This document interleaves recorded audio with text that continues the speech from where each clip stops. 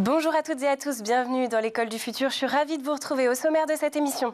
On ouvre avec notre focus du jour. Intrépide, curieux, amateur de sensations fortes, difficile de mieux décrire Nico Mathieu, cet explorateur moderne et influenceur français tout droit venu de la Savoie pour faire découvrir le monde à ses abonnés à travers sa chaîne YouTube et ses réseaux sociaux. On plonge dans son univers tout de suite après. Et puis Jeanne Dreyfus est avec nous sur ce plateau pour nous partager son idée derrière la tech. Bonjour Jeanne. Bonjour. Quel est le sujet de votre chronique aujourd'hui? Eh bien, on va parler musique et intelligence artificielle aujourd'hui. Où en est-on de l'utilisation de l'IA dans le domaine musical et comment le milieu accueille ce nouvel acteur? On répond à ces questions tout à l'heure. Eh bien, que de promesses. Et puis notre sujet du jour à l'heure de la rentrée, les petits défis du quotidien pour les parents et les enfants refont surface, s'habiller seul, se brosser les dents, rester concentré. Pour les tout petits, maîtriser les gestes du quotidien est un défi. Et si je vous disais que justement un petit koala malicieux pouvait les aider à gagner en autonomie, c'est avec notre invitée Emeline Sorel. Bonjour. Bonjour. Vous êtes chargée de projet chez Ben le Koala. C'est ça. On découvre tout ça ensemble dans un instant. Mais d'abord, place au focus. Dans la jungle, en montagne ou même sous terre, Nico Mathieu ne recule devant rien. Explorateur et vidéaste français, il partage sur sa chaîne son quotidien d'aventurier, une immersion inédite dans les endroits les plus extrêmes du globe. Il est notre influenceur du jour, son portrait par Dylan Kohler. Yo l'équipe, bienvenue dans cette nouvelle vidéo. Je me trouve actuellement à Saül, une commune en plein cœur de la Guyane, en Amazonie. Aujourd'hui, cette expédition va être vraiment sous le signe de l'aléatoire. Il va se passer énormément de choses. Allez, c'est parti, la vidéo peut commencer. Lui, c'est Nico Mathieu, véritable aventurier des temps modernes. Ancien professionnel du marketing, mais également grand amateur de parcours, il troque en 2019 son costume pour un sac à dos. Un virage à 180 degrés qui a su conquérir plus de 528 000 abonnés qui suivent de près chaque nouvelle aventure. À seulement 29 ans, sa chaîne YouTube est devenue un véritable carnet de voyage digital. Des Alpes françaises au désert d'Amérique du Sud, Nico nous emmène dans des expéditions toujours plus impressionnantes. Mais ce qui le distingue, c'est sa capacité à transformer chaque défi, chaque voyage, en véritable leçon de vie. Ça fait un mois que j'ai embarqué en packraft au pont de Guessabo.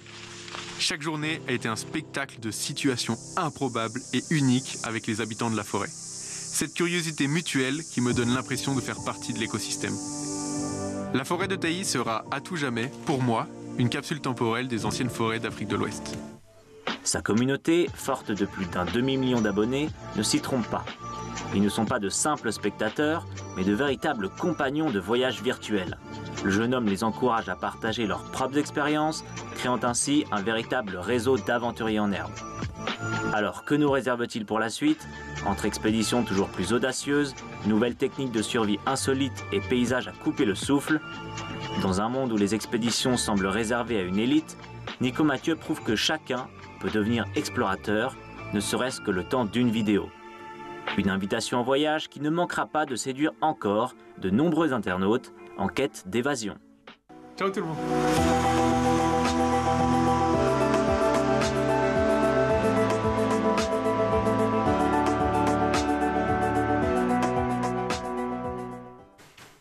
Enfiler un pantalon correctement ou se laver les mains sans inonder la salle de bain, ça n'est pas toujours facile quand on a 3 ans. Alors, pour relever les défis du quotidien, mon invité et une myriade de professionnels de la santé, de l'éducation ou encore du secteur social ont créé une application pour les enfants, mais aussi pour les parents, avec des outils concrets, ludiques et une promesse forte, celle de simplifier la vie des familles tout en soutenant l'autonomie. C'est tout de suite dans la première partie du talk. Et pour m'accompagner en plateau aujourd'hui, Emeline Sorel, vous êtes donc chargée de projet chez Ben le Koala. Alors, pour commencer simplement, est-ce que vous pourriez nous expliquer ce qu'est l'application Ben le Koala, à quoi elle sert et comment elle s'utilise au quotidien pour les enfants? Oui, bien sûr. Donc, Ben le Koala, c'est un programme de signes de sens. Donc, on est une association lilloise. On a à peu près 25 salariés. On existe depuis un peu plus de 20 ans maintenant. Et nous, en fait, on conçoit des dispositifs pédagogiques pour faciliter l'inclusion des personnes en situation de handicap. On utilise une méthode qui est la méthode de co-design. Donc en fait, on s'entoure de la communauté éducative pour concevoir les outils de Ben le Koala, mais aussi de signes de sens de manière générale, et avec une démarche qui est la conception universelle. Donc en fait, on part des besoins des personnes les plus fragiles pour concevoir toutes nos ressources. Donc sur Ben le Koala, en l'occurrence, on est parti des besoins des enfants autistes. Et donc Ben le Koala, c'est une plateforme numérique qui vient accompagner, qui vient soutenir les parents, les professionnels dans l'accompagnement des apprentissages des enfants. Alors, vous visez principalement un public entre 3 et 6 ans, mais est-ce que d'autres profils d'enfants peuvent y trouver leur compte, des enfants peut-être un peu plus jeunes ou un petit peu plus âgés, ceux qui sont en difficulté, évidemment, le côté inclusif, on y reviendra tout au long de l'émission. Mais voilà, est-ce que déjà, on a un public un petit peu plus large que ce 3-6 ans ? Oui, complètement. Alors, par rapport à l'inclusion, justement, on a différents profils d'enfants qui utilisent Ben le Koala, donc à la fois des enfants qui ont des besoins particuliers, des enfants en situation de handicap ou qui n'ont pas de handicap. Et puis, on peut aller effectivement au-delà de la tranche des 3-6 ans. On a des enfants un petit peu plus âgés qui utilisent Ben le Koala. On parle surtout en termes d'âge de développement de l'enfant. Des enfants qui ont besoin justement d'un outil comme Ben le Koala peuvent utiliser même s'ils ont plus de 6 ans. Alors, vous avez une grande variété de contenus. Il y a des vidéos, des jeux, des fiches pour un total, je crois, de 120 ressources, si ça n'a pas évolué, et qui recouvrent à peu près une quarantaine de compétences. Alors, comment tous ces formats fonctionnent-ils ensemble dans l'apprentissage au quotidien ? C'est ça, effectivement, on a à peu près 120 ressources. D'ailleurs, on en a plus qui vont arriver très bientôt. En fait, tout est mis dans une application mobile. Donc, on retrouve des vidéos à imiter. On a aussi des jeux à imprimer en print and play. Donc, on peut directement télécharger et imprimer depuis l'application mobile. On a aussi des parcours aventures qui sont la nouveauté sur l'application mobile. Donc, les parcours aventures sont des fiches de guidance qui ont vraiment pour vocation d'aider les parents, les professionnels dans la mise en place de l'apprentissage des enfants, en tout cas pour les aider à apprendre une compétence. Et en fait, toutes les compétences sont découpées en étapes pour permettre aux enfants d'acquérir les compétences à leur rythme. Et les compétences, justement, qu'est-ce que vous avez comme compétences phares sur l'application qui sont peut-être le plus souvent utilisées par les parents ? Alors, la compétence phare, ça reste le brossage de dents. C'est le best-seller de Ben le Koala. Néanmoins, on a aussi d'autres compétences, donc toujours sur l'hygiène, par exemple, apprendre à se laver les mains, à se laver le corps, à se laver les cheveux. Et on a aussi des compétences qui sont plus liées à la période du préscolaire. Donc, par exemple, découper avec des ciseaux, tenir un crayon, apprendre à être propre aussi. Voilà, donc on a vraiment un ensemble de compétences sur différentes thématiques. Et si je ne me trompe pas, vous avez aussi d'autres types de formats qui sont proposés ou d'autres sujets, je dirais. Par exemple, j'ai cru voir des cours de yoga. Oui. On sort un petit peu des compétences classiques, finalement, ici. Alors, oui et non, dans le sens où c'est ce qui permet surtout de gérer les émotions chez les enfants, ce qui est très, très, très, très important. On a beaucoup comme ça de compétences qui sont vraiment liées aux compétences psychosociales. D'accord. Qui sont très, très importantes. Et justement, il existe pas mal d'applis finalement éducatives pour les enfants. En quoi, selon vous, Ben le Koala se différencie des autres ? Qu'est-ce que c'est le petit plus qui existe par rapport à ce qu'il y a déjà, si ce n'est pas déjà la partie justement inclusive ? Est-ce qu'il y a autre chose qui fait que vous vous démarquez ? Alors, l'application, elle est gratuite. L'ensemble des contenus sont gratuits également. L'application, elle est disponible sur tous les stores. Donc effectivement, elle est inclusive, et ce qui fait aussi la force de cette application, c'est qu'elle est très simple d'utilisation. C'est-à-dire que n'importe qui peut s'en saisir, peut utiliser les contenus de Ben le Koala, que ce soit un parent ou un professionnel. Et on dit souvent que c'est en se trompant qu'on apprend. Mais il est vrai que par moments, il est difficile de laisser le temps aux enfants de se tromper parce qu'on est pressé, parce qu'on est fatigué. Alors, est-ce que Ben le Koala a aussi été pensé en ce sens et peut justement aider à dédramatiser l'apprentissage, quelque part, à rendre l'enfant plus libre d'essayer ? Oui, bien sûr, puisque les vidéos, notamment de Ben le Koala, sont des vidéos à imiter. Donc l'idée, c'est que l'enfant regarde Ben le Koala faire un geste et ensuite il reproduit ce qu'il voit. Et en fait, il peut le refaire à l'infini. C'est-à-dire que s'il se trompe une fois, c'est pas grave, en fait. Et Ben le Koala est là justement pour lui dire en fait, tu t'es trompé, c'est pas grave, on va recommencer et tu vas voir qu'au bout du compte, tu vas réussir tout seul comme un grand. Vous le disiez, vous proposez aussi des ressources imprimables. Est-ce que c'est une manière de sortir un petit peu du tout écran ? Parce que c'est un sujet qui fâche aussi, j'imagine, au niveau des parents, de vouloir envoyer son enfant sur des écrans. Alors, est-ce que, justement, c'était une solution que vous avez mise en place pour cette raison ? Oui, c'était une solution, mais c'était aussi un besoin, une demande de la part des familles, mais aussi des professionnels de l'éducation, de la petite enfance, d'avoir des outils qui sortent justement du tout numérique. Et puis l'idée, c'est aussi que ces outils permettent de consolider en fait les apprentissages, sachant que l'utilisation de l'application, elle se fait par l'adulte, dans le cas de Ben le Koala, qui va l'utiliser en fait avec l'enfant. Donc les écrans en fait sont vraiment régulés, et on a aussi des vidéos qui sont relativement courtes. Et est-ce qu'il y a la possibilité quand même que l'enfant à terme puisse l'utiliser seul, ou vous l'avez vraiment pensé dans une idée justement d'un moment partagé entre le parent et l'enfant? C'est un moment partagé, ça restera un moment partagé entre le parent et l'enfant, oui, complètement. Et l'usage de cette application, en fait, il n'est pas réservé au seul cercle familial, hein, bien entendu. Vous l'avez déjà proposé à certains enseignants dans les classes, mais j'imagine qu'une application qui a été pensée pour la maison ne fonctionne pas telle qu'elle, hein, quand on est en groupe avec 20 ou 30 élèves. Est-ce que vous avez dû faire évoluer certains contenus ou formats pour qu'ils soient justement exploitables en classe? Oui, notamment toutes les ressources imprimables. En fait, systématiquement, quand on conçoit, comme on s'entoure justement de cette communauté éducative, on a systématiquement les besoins en fait, pour savoir comment justement pouvoir utiliser les ressources en groupe. Par contre, les vidéos, on peut tout à fait les utiliser avec un groupe d'enfants. Ça, il n'y a pas de souci particulier. Et dans le cadre scolaire, on imagine que certaines compétences prennent plus de sens, comme par exemple le fait d'attendre son tour, de se concentrer, de savoir aller aux toilettes seul. Quelles sont les compétences ici qui sont le plus utilisées ou le plus valorisées par les enseignants? Le brossage de dents. Toujours? Ouais, toujours le brossage de dents, le lavage de mains aussi, et puis aller aux toilettes. Et on a aussi toutes les ressources qui sont vraiment liées à la réussite scolaire, comme découper avec des ciseaux, tenir un crayon, tracer un trait aussi. Mais c'est dans des classes qui sont spécialisées dans le traitement de certains handicaps ou certains 10, ou c'est dans des classes normales?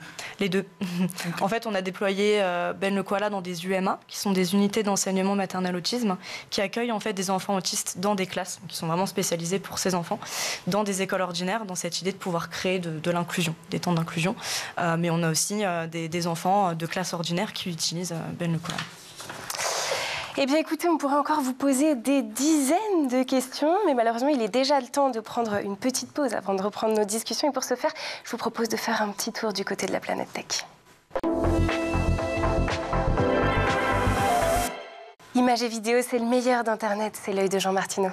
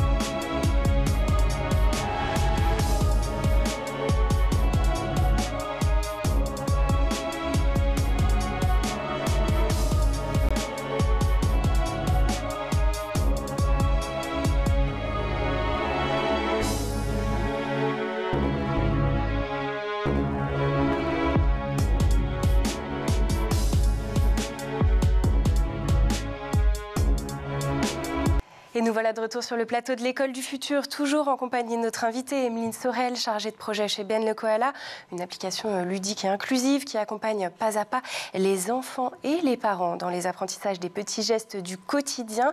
On continue à en parler dans un instant, bien évidemment. C'est juste après la chronique de Jeanne Dreyfus qui a une idée derrière la tech.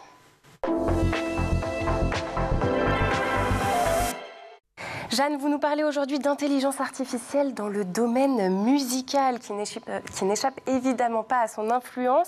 Alors, où en sommes-nous à la rentrée 2025 ? Est-ce que c'est plutôt une bonne ou une mauvaise nouvelle pour la création ? Vous nous aidez à répondre à toutes ces questions.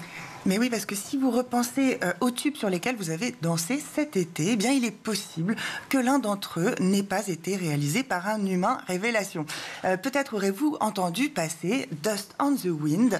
C'est signé Velvet Sundown. On écoute non seulement la musique est entièrement générée par intelligence artificielle, mais la photo du groupe, elle aussi, est générée par intelligence artificielle. Postée il y a un mois, eh bien, le morceau cumule aujourd'hui plus de 700 000 vues sur YouTube et cumule 400 000 abonnés mensuels sur Spotify. Et ça, eh bien, c'est que la partie émergée de l'iceberg. La plateforme d'écoute Deezer, par exemple, parle de 18 à 20% des contenus quotidiens importés sur le site qui sont générés par IA. En chiffres, ça fait 20 à 30 000 morceaux IA importés sur le site, donc c'est pas rien. Effectivement, c'est loin d'être anodin, mais est-ce qu'on peut revenir brièvement sur ce dont il s'agit exactement quand on parle de musique créée par IA ? Alors, ce sont des algorithmes de probabilité associés à des sons de synthèse. Alors ça, c'est pas nouveau, ça fait depuis les années 50 qu'on fait des recherches musicales sur les premiers ordi IBM, par exemple, mais c'est évidemment avec l'essor des IA génératives que le phénomène va exploser. Alors, deux acteurs se détachent, retenez ces noms, Suno et Udio, sorti fin 2023 et début 2024. Alors, ce que ça permet, eh bien, ce qu'on appelle le text to music. On écrit un prompt avec tel thème, tel style musical, telle direction dans les paroles, et voilà, comme on dit chez les Anglais. On peut aussi créer du chant note par note, très précisément. On peut aussi cloner des voix existantes. Ce qui, j'imagine, pose un problème, bien évidemment, au niveau des droits d'auteur. Alors, ça a été le cas avec un des premiers cas d'école. Universal Music Group a demandé le retrait d'un faux featuring entre le rappeur Drake et le groupe The Weeknd. Le morceau s'appelait Art on My Sleeve. C'était absolument impossible de déceler le vrai du faux, on l'entend. Et en fait, c'était un coup monté par un célèbre DJ, producteur de hip-hop américain. Il s'appelle Metro Boomin. Résultat des courses, eh bien, le morceau est devenu viral. Il a fait des millions de streams et d'écoutes avant d'être retiré. Et donc, en fait, les procès pour violation de droits d'auteur sont légion. L'un était particulièrement retentissant. Il a eu lieu l'été dernier. Il opposait Universal, Warner et Sony à Suno et Udio. Et les majors réclamaient jusqu'à $150 000 par œuvre dont les droits ont été violés. Sacrée somme. Mais alors, vu le flot de contenu généré par IA, est-ce qu'il n'y aurait pas d'autres solutions que le tribunal ? Alors, on a aujourd'hui des partenariats qui sont en train de se tisser. Alors, justement, entre les majors Universal, Warner, Sony et les intelligences artificielles Suno et Udio. Alors, on a aussi un autre partenariat qui a fait un peu date entre Universal Music et BandLab. C'est une autre plateforme de création qui utilise l'IA. Et dans tous les cas, il faut faire appliquer une législation ferme en la matière. Alors justement, où on en est de ce côté-là ? Alors c'est un bras de fer. D'un côté, il y a Meta, Google, Mistral qui ne cessent de faire pression sur la Commission européenne pour décaler le calendrier prévu par la loi sur l'intelligence artificielle. Pression face auquel l'UE n'a pas plié. Le 4 juillet, elle a confirmé l'instauration à l'horizon 2026 d'un devoir de transparence des modèles. Mais je pense aussi qu'il y a un travail de mentalité à faire. Beaucoup comparent l'arrivée des IA à l'explosion des boîtes à rythme, par exemple, dans les années 80, qui avait obligé les batteurs, notamment, à redéfinir complètement leurs pratiques. L'IA, il faut qu'elle reste un outil pour engendrer des formes nouvelles et non pour répéter les bonnes vieilles recettes. Et c'est peut-être le défaut de la musique des Velvet Sundown qu'on a écouté en début de chronique. Merci beaucoup, Jeanne, pour cette chronique. Vous restez avec nous, bien sûr. Bien sûr. Et puisqu'il est temps de reprendre nos discussions là où nous les avons laissées, c'est tout de suite dans la seconde partie du Talk. Alors dans la première partie du talk, on a parlé de Ben le koala, de son fonctionnement. Et j'aimerais qu'on revienne surtout sur, cette fois-ci, la partie inclusive finalement de cette application, qui est la genèse finalement. Avant ça, je rétrograde un petit peu parce que tout à l'heure, vous avez abordé le fait que vous aviez une mise à jour qui arrivait, que vous appelez donc les parcours aventures. Est-ce qu'on peut un petit peu plus plonger là-dedans, savoir de quoi il s'agit, en quoi est-ce que ça va renouveler l'expérience utilisateur ? Oui, alors effectivement, on a fait une mise à jour de l'application il n'y a pas très longtemps. Et donc on a ajouté les parcours aventures. Donc en fait c'est un nouveau format d'outils que nous proposons. L'idée c'est vraiment d'avoir une fiche de guidance qui va venir guider le parent, le professionnel dans la mise en place de l'apprentissage pour l'enfant. Donc par exemple on a une compétence qui est découpée avec des ciseaux. L'idée c'est d'avoir en fait cette compétence qui est découpée par étapes avec des petits défis que l'enfant va venir relever. Entendu. Alors, il est temps cette fois-ci de revenir du coup sur la partie inclusive.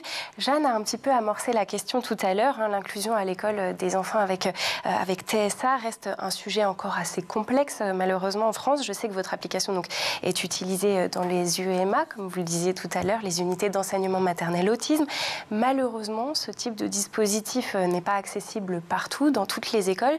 Dans ce cas-là, est-ce que Ben le koala peut devenir un véritable levier pour faciliter l'autonomie et l'inclusion de ces enfants, y compris dans des classes dites ordinaires? Oui, complètement. On a différents cas d'utilisation de Ben le koala pendant des temps d'inclusion. Donc, c'est-à-dire que ce sont soit des enfants de l'UMA qui vont dans des classes ordinaires pour justement être avec les autres enfants et inversement.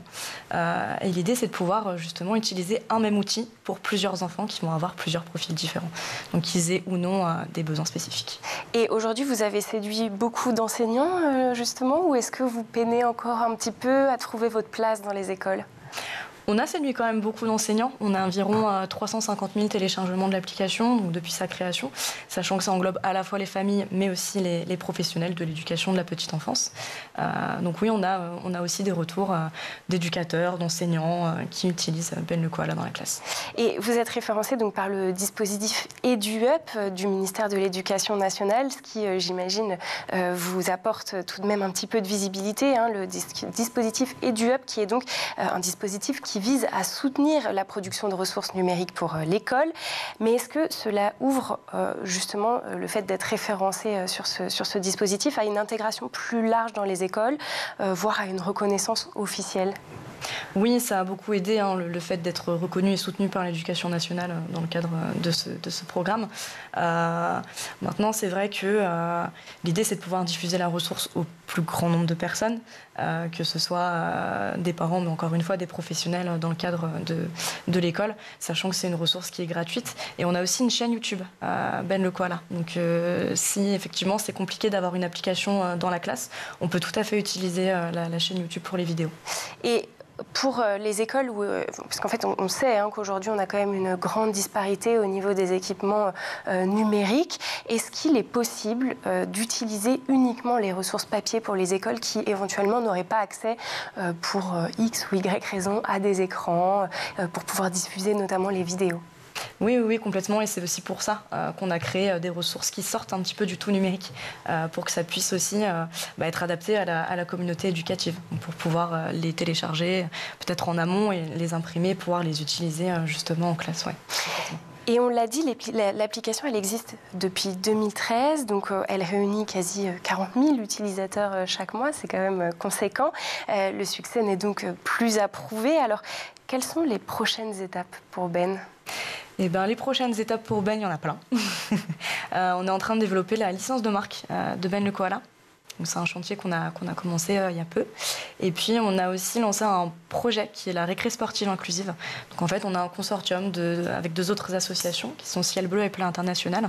Et l'idée, c'est de pouvoir développer des outils autour du bien manger et du bien bouger pour améliorer la santé, la bonne santé sociale et aussi physique des enfants. Donc, finalement, Ben le koala va se diversifier. Est-ce que, éventuellement, vous visez peut-être aussi l'internationalisation ?